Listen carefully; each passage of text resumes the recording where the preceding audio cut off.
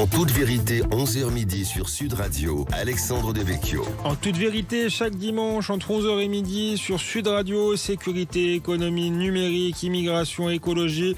Pendant 1 heure chaque semaine, nous débattons sans tabou des grands enjeux pour la France d'aujourd'hui et de demain. Et ce dimanche, nous avons le plaisir de recevoir Philippe Val, le journaliste essayiste, ancien directeur de Charlie Hebdo et de France Inter, viendra nous parler de son nouveau livre « Rire » qui vient de paraître aux éditions de l'Observatoire. Peut-on rire de tout et avec n'importe qui? Existe-t-il un humour de gauche et un humour de droite? Notre société est-elle dévorée par l'esprit de sérieux et par la censure? Le rire est-il devenu dangereux? Tout de suite les réponses de Philippe Val, en toute vérité. En toute vérité sur Sud Radio, Alexandre Devecchio. Philippe Val, bonjour. Bonjour Alexandre. Ravi de vous recevoir sur ce plateau. Nous allons parler pendant 1 heure de votre livre Rire qui vient de paraître aux éditions de l'Observatoire. Peut-être une réaction à ce qui est aussi l'actualité. On doit beaucoup vous en parler en ce moment. Vous défendez le rire, vous êtes un adversaire de la censure, vous êtes favorable à la liberté d'expression et en même temps vous n'êtes pas forcément client de l'humour de Guillaume Meurice. Qu'est-ce que vous pensez de sa mise à pied de France Inter, sans doute préalable à un licenciement? Là, il y a dans votre question, il y a une réponse. C'est une question de goût. Moi, j'aime pas beaucoup l'humour de connivence, ce qu'on appelle le rire de connivence. On est d'accord, j'ai un public que j'ai pratiqué, je fais mon mea culpa il y a longtemps. On est d'accord. Je vais dire quelque chose avec lequel vous êtes d'accord et vous allez m'applaudir parce que j'ai dit ce que vous pensez. Ça, c'est quelque chose qui me plaît pas trop. Donc par conséquent, le chemin que prend Guillaume Meurice pour parler aux gens, à son public, c'est quelque chose que je ne pratique pas et que j'aime pas. Et quand on est directeur d'un média ou que ce soit un journal, une radio, on doit faire des choix de ses collaborateurs. On doit avoir la liberté du choix de ses collaborateurs. Si on n'est pas d'accord avec l'esthétique, ou avec le style, ou avec le fond même, on a le droit de dire non. On ne le censure pas. On a une cohérence éditoriale. Alors, le problème que pose Meurice, je suis vraiment pour qu'il puisse s'exprimer, mais sincèrement, je trouverais ça scandaleux que Guillaume Meurice puisse pas parler librement. Mais pas forcément n'importe où. Sur France Inter, par exemple, qui est une radio publique. C'est-à-dire que si tous les humoristes sont du même côté politique, alors que la radio est publique et payée avec l'argent de tous les Français, je trouve ça un peu bizarre. Ou alors on contrebalance en face. Avec des humoristes de droite, d'une certaine... Voilà. Et puis l'humour est pas forcément idéologique. Oui, c'est ce que j'allais vous dire. Mais là, dans ce cas-là, vous estimez que l'humour de Guillaume Meurice est idéologique. L'humour de Guillaume Meurice est idéologique. Il est, par exemple, il est pro-palestinien. Bon, on a le droit d'être pro-palestinien, mais c'est idéologique être pro-palestinien. Voilà. Il est pro, je sais pas quoi. Il est pro France Insoumise. Il est contre les riches, pour les pauvres. Il est contre le mal. Et il est pour le bien. Donc c'est idéologique. Moi, je pense que le bien et le mal, c'est des fois un point de vue, et que si on commence à penser le mal sans bien et le bien sans mal, on se retrouve dans des sociétés totalitaires dangereuses. Je suis un sceptique. Justement, est-ce que c'est seulement de l'idéologie? Est-ce qu'il est seulement pro-palestinien? Ou est-ce que ça va plus loin que ça? La fameuse blague qui a mis le feu aux poudres, où il compare finalement les juifs aux nazis, est-ce que vous iriez jusqu'à dire que ça flirte avec l'antisémitisme, ou ça reste une blague, et une blague de mauvais goût, comme il peut y en avoir partout? Comment vous dire ça? D'abord, je parle pas en tant qu'ancien patron d'Inter, je parle en tant qu'auditeur. Parce qu'une fois qu'on n'est plus patron, on redevient un auditeur lambda parmi les millions d'auditeurs. Et on n'a pas droit plus que d'autres à avoir un jugement, voilà. Donc, en tant qu'auditeur, il y a quelque chose que je n'aime pas, que ça vienne de qui que ce soit, et que je déteste depuis très très très longtemps, depuis que j'ai une petite conscience politique. C'est que on assimile les juifs à des nazis, par exemple, Meurice, il parle de Netanyahou, nazi sans prépuce. Déjà, j'aime pas ça. On peut dire tout toutes les critiques qu'on veut sur Netanyahou, en évitant de parler de nazis, parce que ça pose un vrai problème. Ensuite, il parle de Gabriel Attal, et qui compare à Goebbels. Donc il a un problème de confusion entre juifs et nazis. Et ça, pour moi, c'est tabou, c'est interdit. C'est moi, hein. Je veux pas l'interdire au monde. C'est pas mon... Je refuse ça, je déteste ça, je veux pas entendre ça. Et si je suis patron d'un média où quelqu'un commence à dire des trucs comme ça, personnellement, C'est ce que vous aviez fait avec Ciné à l'époque, quand vous dirigiez Charlie Hebdo? Absolument, tout à fait, oui, bien sûr. Et d'ailleurs, ça m'a coûté cher, mais si c'était à refaire, je le referais. C'est comme ça, c'est la vie, on se refait pas. C'est marrant parce que quand j'étais gosse, c'est pas très héroïque. J'étais fan de Zola. Je lisais les Rougon-Macquart. Pour moi, c'était comme une bible. Enfin, j'adorais Zola. Et puis jusqu'au jour où j'ai découvert Zola dans l'affaire Dreyfus. Je m'intéressais à Zola, j'ai lu des biographies, tout ça. Bon. Et puis donc j'ai découvert l'affaire Dreyfus. J'étais un ado, quoi. J'avais 15 ans, je sais pas. Et j'avais pas d'idée politique. J'ai commencé à me former politiquement par l'affaire Dreyfus. C'était ma première conscience politique. Et c'est sans doute un truc qui m'a marqué profondément. J'ai fait des exposés en classe sur l'affaire Dreyfus. Enfin, ça m'a éduqué. Et peut-être que c'est indélébile.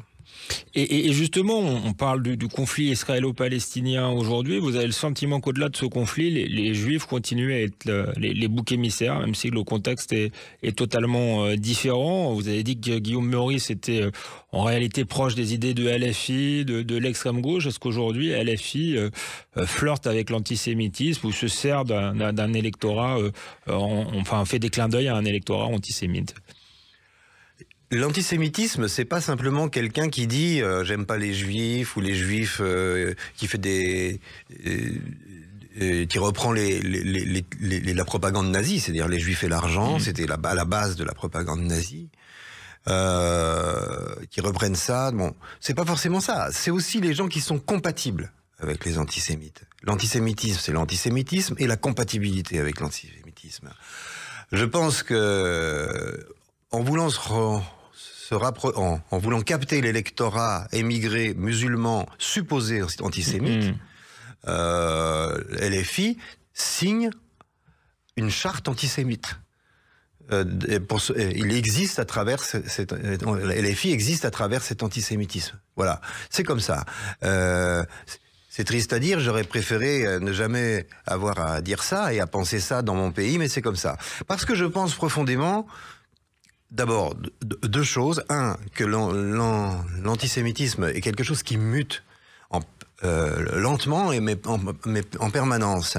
Alors bon, on va pas commencer avec la fuite en Égypte et puis le retour à la terre promise, mais ensuite les Romains, Saint Paul, l'antisémitisme paulinien, l'antisémitisme chrétien, qui mute au 19e siècle, il devient un antisémitisme idéologique, il y a le nazisme, etc. Bon, ok. Et maintenant, l'antisémitisme, il est géopolitique, il s'est concentré sur Israël. Qu'est-ce que ça veut dire? Par exemple, si vous aimez l'Italie, vous dites j'aime bien l'Italie, Florence, Naples, Venise, on va vous dire ah bon, t'as raison, moi aussi, etc. Et si vous dites j'aime bien Israël, on va te dire t'es juif? Non, moi j'aime bien Israël, je suis pas juif. Donc il y a un petit problème géopolitique. Il y a un gros problème. Aujourd'hui, l'antisémitisme s'exprime par la haine d'Israël.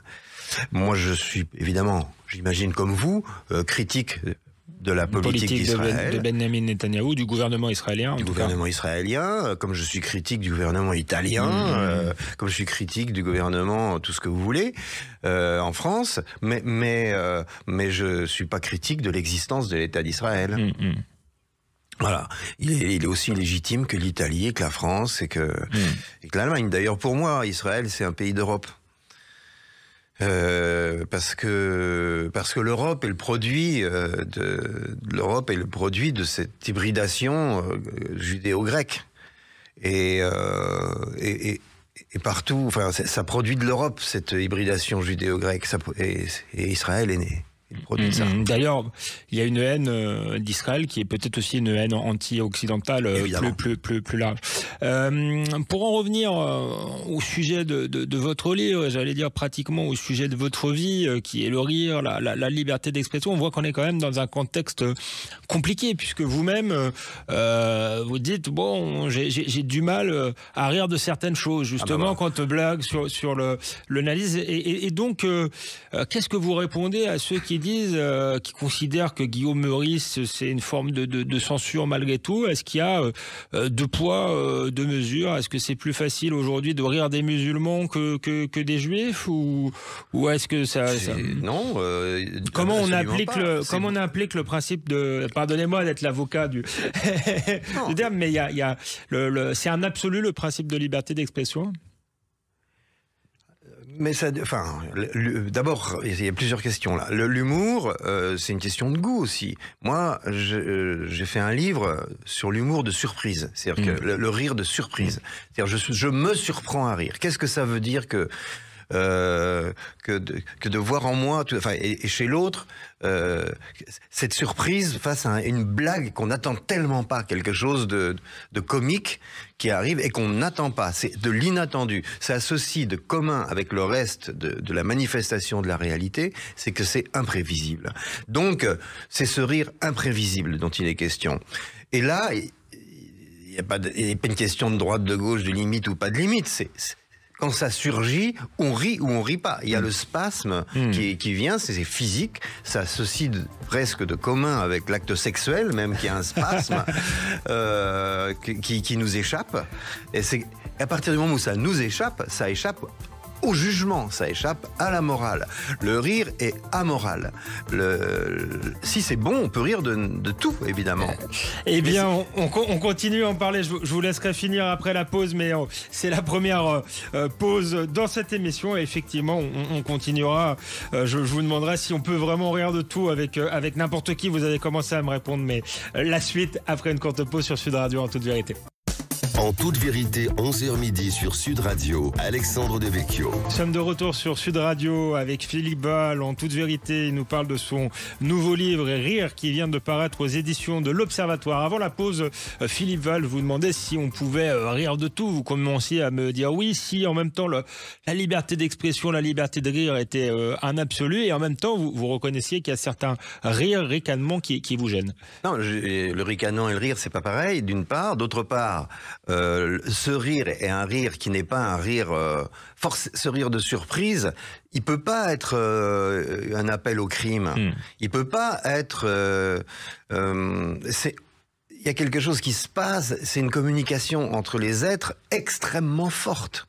Moi j'étais dans des salles de spectacle quand j'étais gosse, j'ai vu Fernand Reynaud sur scène, j'étais au premier rang, c'est vous dire que il y a longtemps. Et le public était très populaire, il y avait des gens de droite, de gauche, vieux, jeunes, de toute origine et de toutes conditions. Et ils étaient tellement surpris par ce qui se passait sur scène. J'ai vu ça avec d'autres humoristes, mais ça m'a marqué celui-là parce que j'étais enfant. Et qu'il y a une fraternité du public. Et qui est surpris par la même chose. On se surprend dans notre humanité surprise. Et ça, c'est indispensable. Et je pense que ce rire-là, il existe partout dans le monde, dans toutes les civilisations, mais dans la nôtre, il est constitutif. Le scandale du rire ouvre des brèches dans les conformismes du temps depuis l'Antiquité. Et par ces brèches passent les arts, la science, le savoir, les lois émancipatrices. Ça passe parce que le rire a déblayé déjà. Et l'endroit le plus évident, on le voit même dans Homère ou et plus tard chez les présocratiques, etc. Mais là où c'est le plus clair, parce que c'est plus proche de nous, c'est au tout début du XVIe siècle avec Rabelais. Il est très difficile d'imaginer l'explosion de la Renaissance sans Rabelais. J'ai relu pour ce livre, j'ai relu à peu près tout Rabelais. Et d'abord, ça a été une promenade absolument assez époustouflante, parce que j'avais pas relu ça depuis très longtemps, et j'ai compris des trucs que j'avais pas bien compris avant. Et cette espèce de mélange d'érudition incroyable et de déconnade absolue qui a ébranlé quelque chose dans le monde européen de son temps, qui a donné la place, qui a ouvert les fenêtres, et les fenêtres de la Renaissance, et avec les conséquences qu'on connaît. Donc le rire est consubstantiel à l'esprit européen. C'est ce que disent d'ailleurs des auteurs comme Kundera, et qui se sont fait pourrir pour l'avoir trop bien dit. La plaisanterie, justement. Voilà, c'est ça. Et quand Kundera était en Tchécoslovaquie, et même quand il était en France, où tout d'un coup, il y a une gauche débile qui s'est rendu compte qu'il n'était pas de la gauche comme il fallait. Donc on a vu comment l'intelligentsia de gauche, finalement, l'a enterré avec deux pelletées de terre, alors que c'était... c'était une gauche antitotalitaire, on peut le dire, proche de la vôtre. C'est ça. Antitotalitaire. Il y a une gauche antifasciste, c'est-à-dire qui continue à pédaler dans le vide et à faire beaucoup de bruit, et une gauche antitotalitaire, voilà.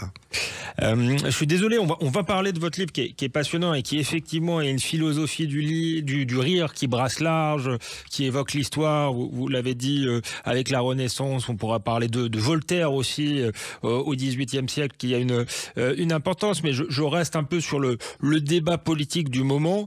Comment on fait politiquement pour légiférer d'une certaine manière sur la question du rire? On a évoqué Guillaume Meurice en début d'émission, mais il y a quelques années, on a eu les polémiques autour de Dieudonné. Est-ce qu'il fallait l'interdire? Est-ce qu'il y a puisque lui se réfugiait derrière le rire, il prétendait pas faire de la politique. Oui, mais il faisait de la politique. Enfin, il faisait monter... On n'est pas obligé d'être dupe. Il faisait monter sur scène Faurisson, qui était... Et même Faurisson, on peut trouver ça écœurant, dégueulasse. Est-ce qu'il faut l'empêcher de parler, ou est-ce qu'il faut le combattre intellectuellement? Il y a une loi qui s'appelle...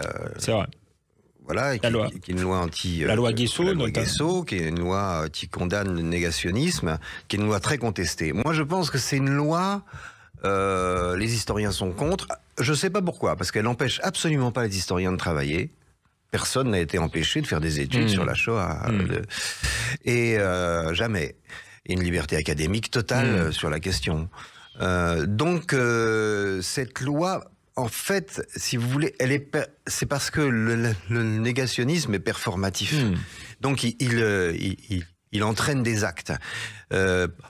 Pendant une certaine période historique, je pense que cette loi...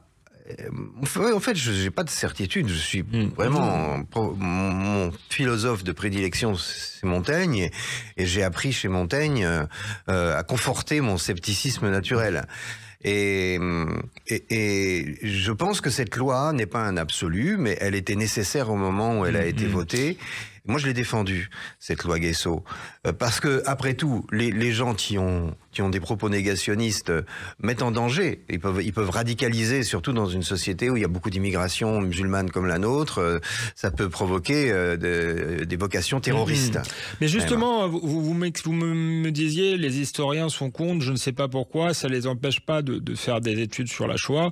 Je crois pas que c'était pas le cœur de leur opposition. Ceux qui s'y sont opposés ont regretté que ça puisse ouvrir la porte à une forme de concurrence victimaire. Et d'une certaine manière, c'est aussi ce qui s'est passé avec l'esclavage, où pour le coup... C'est parce qu'on a eu la malchance d'avoir de très mauvais ministres. Je veux parler de Taubira, évidemment, qui en a profité, qui s'est engouffré dans la faille. Taubira, qui apparemment... Moi, je veux pas penser à sa place, bien sûr, je me permettrai pas. Mais moi, quand je lis des choses qu'elle écrit, je me dis comment c'est possible de détester à ce point l'Europe, de détester à ce point les sociétés et la culture européenne. et d'en profiter autant. On en revient à jusqu'à cette ère du temps anti-occidentale, à cette gauche en fait antifascisme et qui est anti-occidentale aujourd'hui, qui voit du fascisme là où il y en a précisément pas. Ouais. Il n'y en a pas. Et c'est peut-être le seul endroit où il n'y en a pas d'ailleurs. Dans le monde aujourd'hui, il y en a beaucoup ailleurs, il n'y en a pas beaucoup ici. Et une fois de plus, cette question de la liberté d'expression, il faut faire très attention parce que moi j'étais beaucoup devant la 17e chambre correctionnelle, peut-être plus de 20 fois. Donc, et toujours pour des questions de avec Charlie Hebdo. Avec Charlie Hebdo, bien sûr. Et donc, j'ai été confronté au jugement, au droit, aux lois, et je pense que la loi française est plutôt bien foutue. Et que le tribunal est plutôt bien constitué. Il y a eu des périodes plus fastes que d'autres, mais il y a généralement de bons présidents à la 17e. Et vous avez jamais été condamné d'ailleurs? Si, ça vous est arrivé une fois ou deux, oui. Et puis j'ai pas obtenu toujours ce que je voulais, mais qu'importe, c'est la règle du jeu. On est dans un état de droit, il faut accepter les jugements. Je pense d'ailleurs que quand j'ai perdu, je me demande si je l'ai pas mérité. C'est bien. Mais quand on est patron d'un média, on a des choix éditoriaux qui sont légitimes. Par exemple, Bauzonnet, il était secrétaire, comment on appelle ça, il était patron de la Comédie Française. Il a refusé une pièce de, je me souviens plus de son nom, putain, je sais plus quel écrivain. Et tout le monde a gueulé à la censure. Moi, j'ai défendu Bauzonnet parce que il n'était pas censuré. Il y a toutes les autres scènes nationales étaient prêtes à le prendre. Oui. Faut pas confondre des choix éditoriaux avec la censure, effectivement. On a le droit de ne pas aimer. Par exemple, moi, j'aimais pas ce que faisait Guillon. Alors, c'est pas moi qui l'ai viré, d'ailleurs, c'est le président de Radio France. Mais j'avais le droit de dire, ça c'est mon antenne, je suis directeur. Ou alors le directeur, il est là pourquoi? Pour avoir un bureau avec des téléphones avec plein de boutons, et juste ça. Et le directeur, il est là pour prendre des décisions. De la même manière, on s'éloigne un peu du rire, mais puisque vous parlez de choix éditoriaux, on voit qu'il y a une tendance aujourd'hui à contester les choix éditoriaux de certaines chaînes d'infos, je pense à CNews, etc. Parce qu'après tout, dans un univers où il y a beaucoup de chaînes de télévision, pourquoi pas une chaîne de droite, voire d'extrême droite, même si elle ne se définit pas comme ça, mais... Il n'y a pas de problème. Si on n'est pas d'accord, on a le droit de dire qu'on n'est pas d'accord avec ce qui se dit sur la chaîne, mais contester son existence, c'est quand même gonflé. Enfin, ils appellent pas au meurtre. Ils ne débordent pas du cadre de la loi. Enfin, je crois connaître bien la loi. Une fois de plus, pour l'avoir expérimenté souvent. Ok, on y va, il n'y a pas de problème, les gars. Si ça déborde, ça déborde. Hein. Les lois sont bien faites, le juge va réagir. Exactement. Le parquet, en l'occurrence. Merci Philippe Val. On se retrouve après une courte pause. On continue à parler de votre livre Rire qui vient de paraître aux éditions de l'Observatoire. C'est tout de suite En toute vérité. En toute vérité, 11h midi sur Sud Radio, Alexandre Devecchio. Nous sommes de retour En toute vérité avec Philippe Val, qui est essayiste, ancien directeur de Charlie Hebdo, de France Inter également, qui vient nous parler de son nouveau livre Rire, qui vient de paraître aux éditions de l'Observatoire. Philippe Val, on a l'impression qu'il y a un message dans votre livre. Alors, le mot message, c'est peut-être pas ce que vous préférez, mais en tout cas une idée, c'est que le rire finalement est quelque chose de libérateur dans la société qui pourrait nous sauver, et puis qui fait la spécificité, la très grande liberté de la société occidentale. Sauf qu'aujourd'hui, et vous en avez fait l'expérience d'une certaine manière, le rire tue. Comment on en est arrivé là aujourd'hui? Alors, je pense que le rire est en danger, toujours en danger. C'est pas nouveau, c'est quelque chose. C'est cyclique. Le rire est cycliquement en danger. Rabelais s'en est bien sorti, il a été sous la protection d'un cardinal. Le chevalier de la Barre s'en est moins bien sorti. Il a été écartelé, roué en place publique. Voltaire a failli très mal s'en sortir, d'autres s'en sortent bien, ça dépend des époques, et ça dépend aussi du talent parce qu'il y a des livres, on se demande comment ils ont pu, les essais de Montaigne, comment ça a pu passer la barre. C'est tellement incroyable ce qui est... C'est son talent, à votre avis, qui est la société. C'est malin, quoi. Alors moi, même le pouvoir politique s'est incliné devant son talent. Ouais, c'est ça, ouais. Et c'est le cas, par exemple, d'un gars que j'adore aujourd'hui, qui est Ricky Gervais, dont je parle dans mon livre. Et qui, je sais pas, humoriste américain qui a présenté anglais, qui a présenté plusieurs fois les Golden Globes avec beaucoup et qui fait des films, des séries, des stand-up qui sont à tomber par terre de rire, mais vraiment c'est énorme. Et c'est tout ce qu'on aime, quoi. Parce que on sait pas ce qu'il va dire. On ne sait pas ce qu'il va dire. Et il le dit, il dit un truc, on se dit, ah ouais, non, mais c'est pas, il aurait pas pu dire autre chose. C'est ça le génie. C'est-à-dire, ok. Et c'est pas, faut pas dire ça. Il faut pas, on plaisante pas avec ces choses-là. Et c'est précisément avec ça qu'il plaisante. C'est avec ça qui défonce en quelque sorte un mur de conformisme, etc.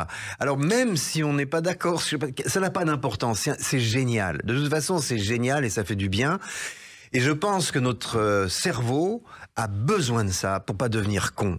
Il a besoin de ça, il a besoin de ce courant d'air, il a besoin de cette santé dont parle Nietzsche.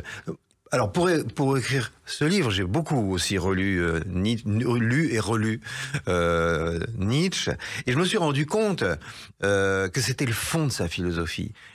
Cet homme qui rit, il n'y a pas de surhomme chez Nietzsche, ça n'existe pas. Il y a l'Übermensch, c'est le surhumain.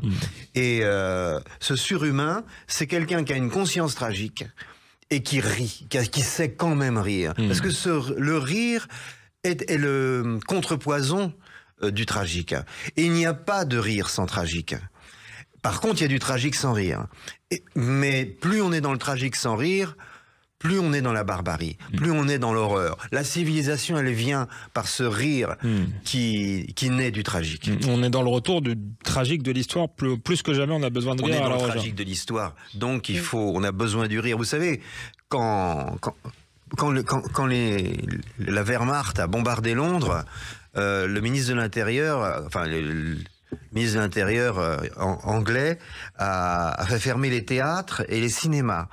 Et le lendemain de cette interdiction, Churchill a dit non mais ça va pas, non ? Vous rouvrez les théâtres et les cinémas. On doit pouvoir continuer à vivre, sinon on perdra cette guerre. Tant pis pour les Lumières, tant pis on fera ce qu'on fera ce qu'il faut, mais il faut continuer à se marrer, quoi. Sinon, on gagnera pas la guerre. Et je pense que c'est génial, c'est énorme d'avoir pensé ça. Et je crois que Churchill, dont je parle dans ce livre, a gagné la guerre. On peut dire que d'un homme qui a sauvé le monde, en parlant de Churchill, il a sauvé le monde. Hein, bon.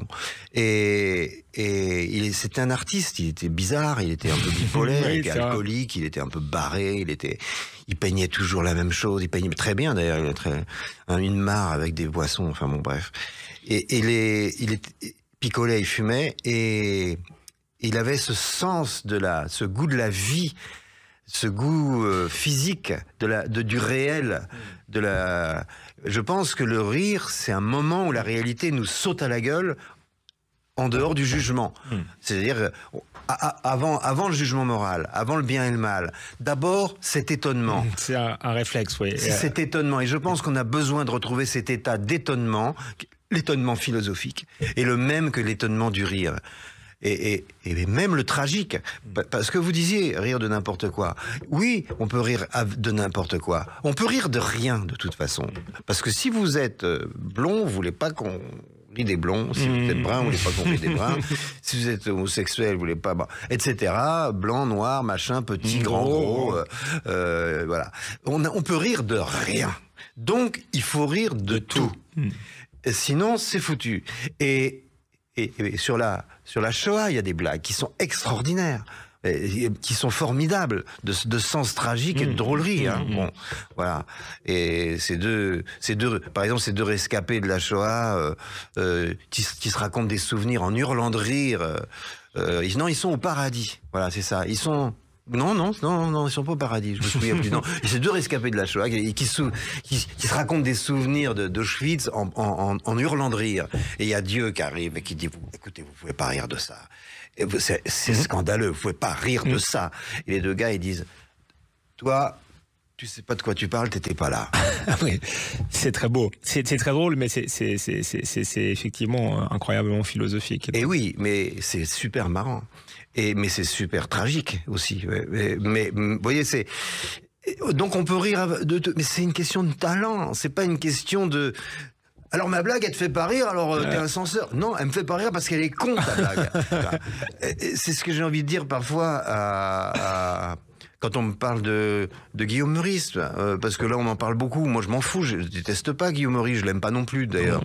Mais ta blague, si ma blague te fait pas rire, c'est que t'es un censeur. Non, c'est qu'elle ne me plaît pas. Par exemple, si t'aimes les pivoines et moi les dahlias, bah c'est pas de ma faute. Tes pivoines, tu te les fous dans le cul et moi j'ai continué à aimer mes dahlias. Bon, ça m'avait. En tout cas, on rit bien dans cette émission. Vous parlez de Churchill tout à l'heure, en rappelant d'ailleurs qu'il buvait, qu'il avait un comportement totalement anticonformiste. Est-ce qu'il pourrait faire de la politique aujourd'hui? Et est-ce que certains humoristes, Pierre Desproges, Coluche ou d'autres, pourraient, s'ils revenaient aujourd'hui, ils pourraient faire de la même manière? Oui. C'est une question de... L'époque n'est pas à l'ascension, justement, politiquement correcte. Faut rentrer dedans. Parce que si on se dit on peut plus, on est mort.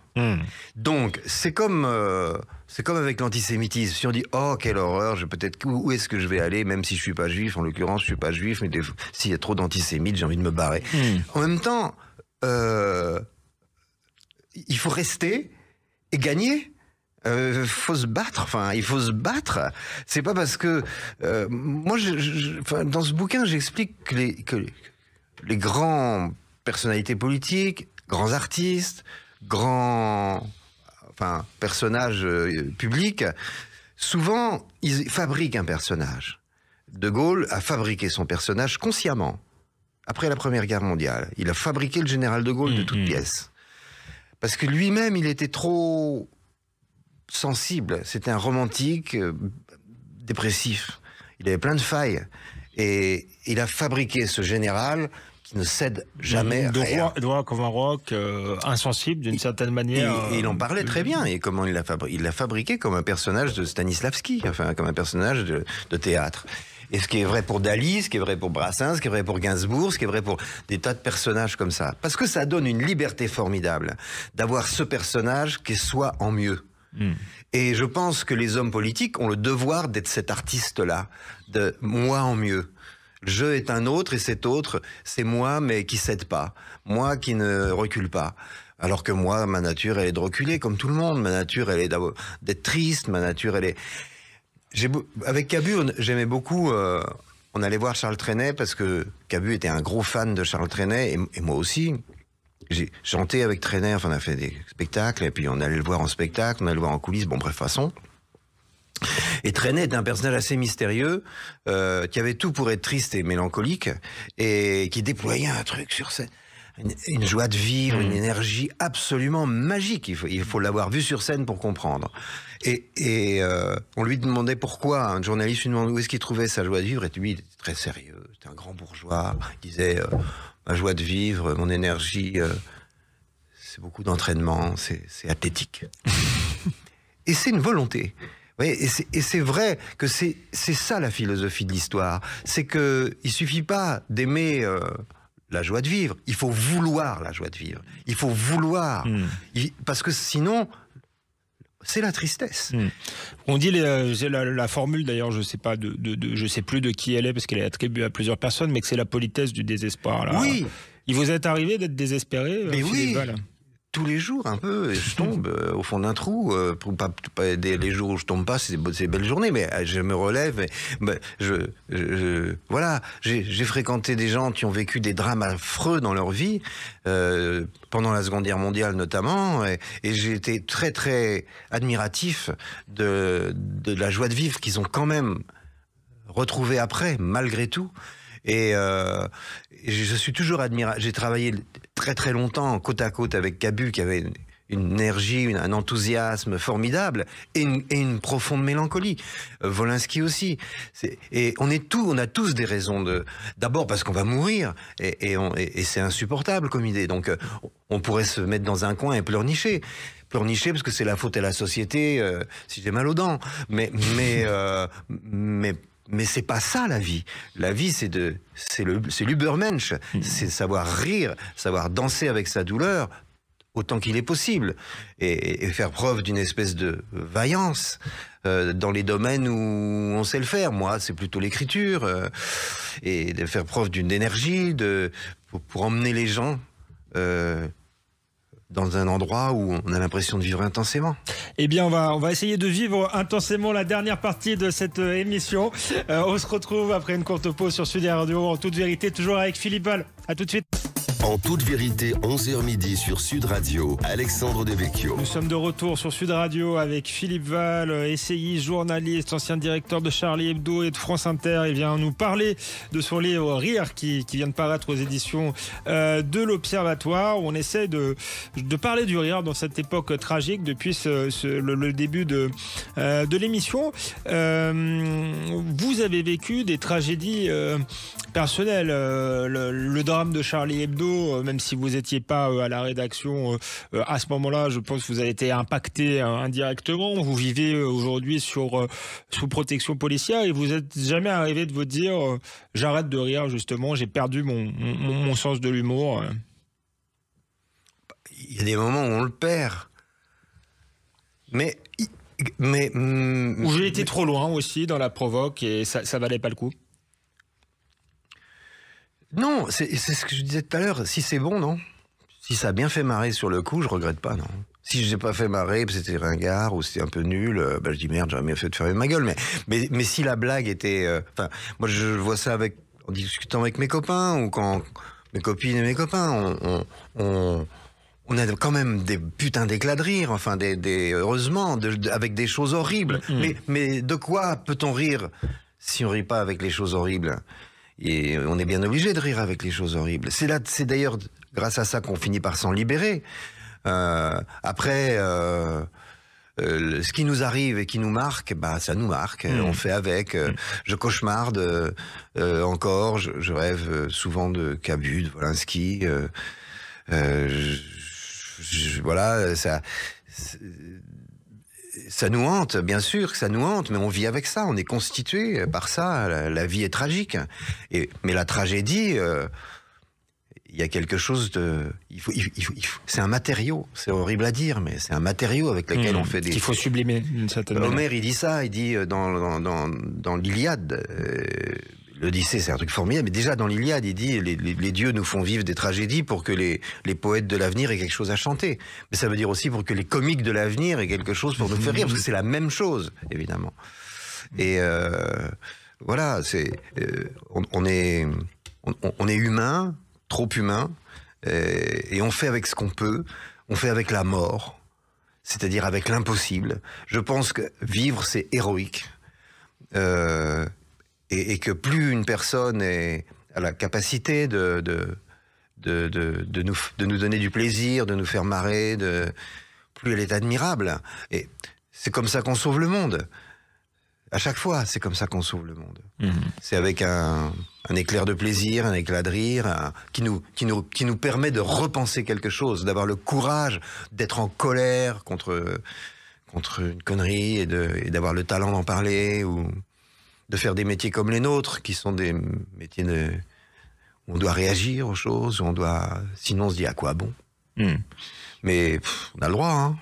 Ouais, la société, peut-être anesthésiée, apathique, justement, aujourd'hui. J'ai essayé de vous faire parler plusieurs fois des tragédies de la vie, justement. Vous en avez parlé, mais jamais sous un mode victimaire, avec, je dirais, beaucoup de pudeur. Vous aviez du mal à en parler. Est-ce que l'époque est justement à la victimisation permanente, et est-ce que c'est pour ça qu'on a du mal à rire, parce qu'on est dans la susceptibilité absolue?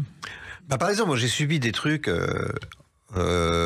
suite à des affaires et même suite aux attentats de Charlie, des choses très désagréables. Je peux être la victime de quelqu'un, de personnes qui s'en prennent à moi. Je suis sa victime, mais je suis pas victime. Je ne veux pas me vivre comme une victime. D'abord, je ne mérite pas de ce statut-là, parce que je vis plutôt bien. Et je pense qu'il faut je pense que endosser le statut de victime, c'est le plus court chemin pour aller d'un ratage à un autre. C'est une vie ratée. Je pense que donc cette société victimaire qui est une culture sociologique qui s'est développée très fort dans notre société intellectuelle à partir de après la Seconde Guerre mondiale, qui a produit une université victimaire, qui développe une philosophie victimaire. Sartre a fait beaucoup de mal, sans doute, de ce point de vue-là.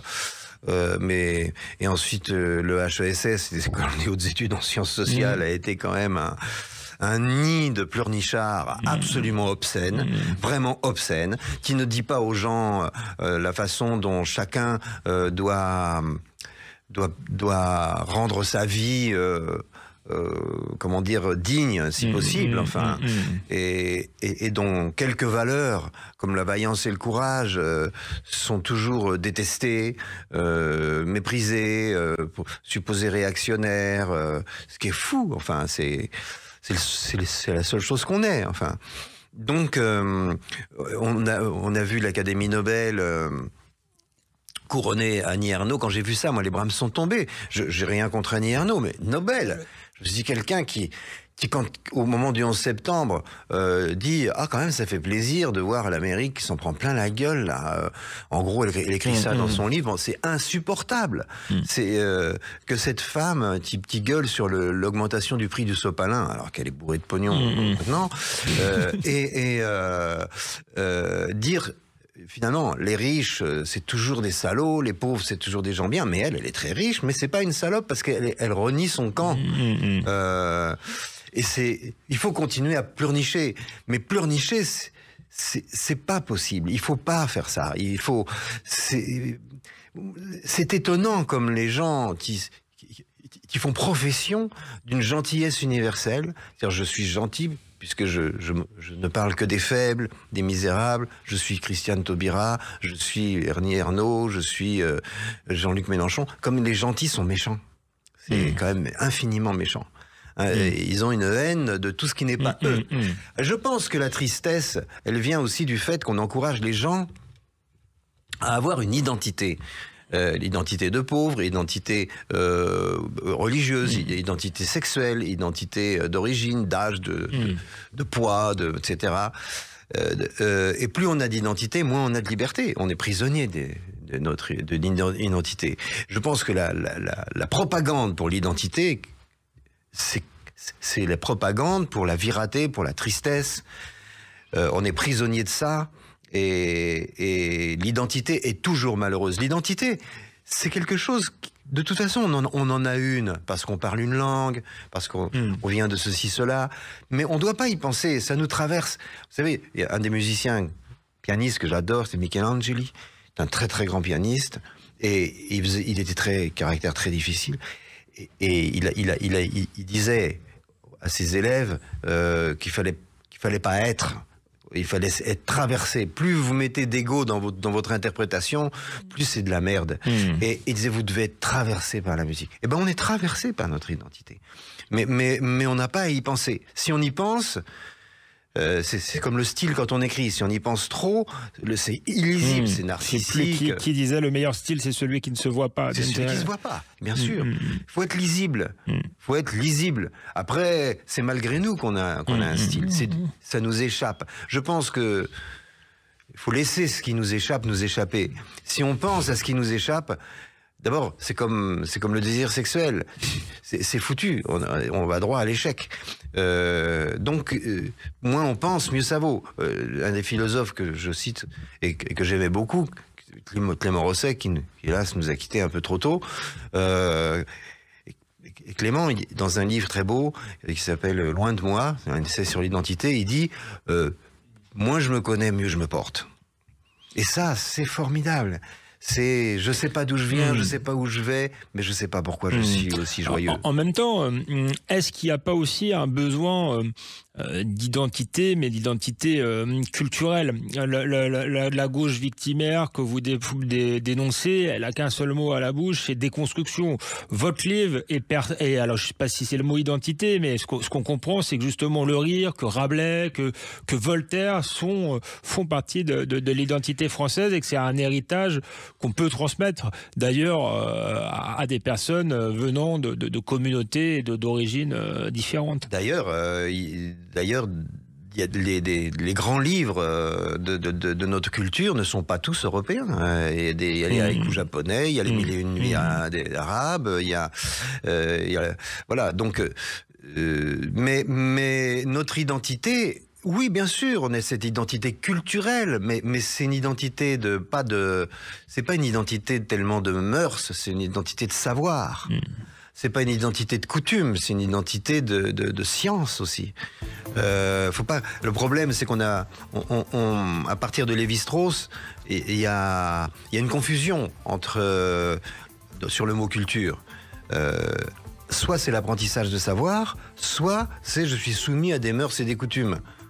Les deux, or l'un est presque antinomique de l'autre. Il faudrait se remettre d'accord sur le sens du mot culture.